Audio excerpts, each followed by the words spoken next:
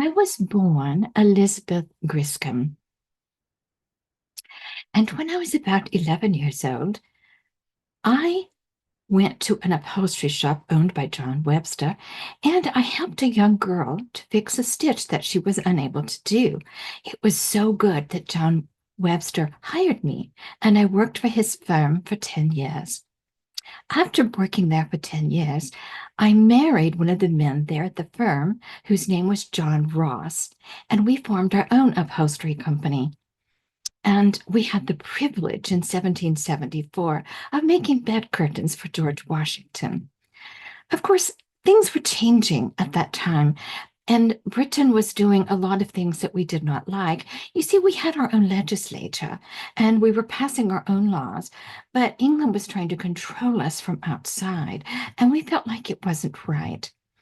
And so colonies began to rebel. You may be curious as to whether or not that was something that could be done, because Romans 13 says that all authority comes from God. It says here in Romans 13, rulers are not a cause of fear for good behavior, but for evil. But it also says that the government is a minister of God to you for good. And if your government is doing evil, then you do not have to obey it. And so that is the reason that we felt comfortable with disobeying the government at that time.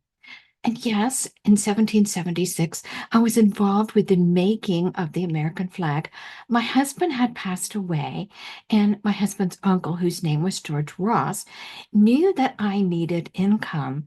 And so he brought George Washington to my home where my store was and asked me if I would make a flag. And I said, I don't know, but I can try.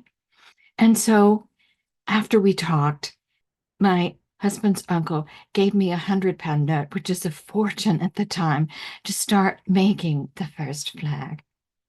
And that is my story.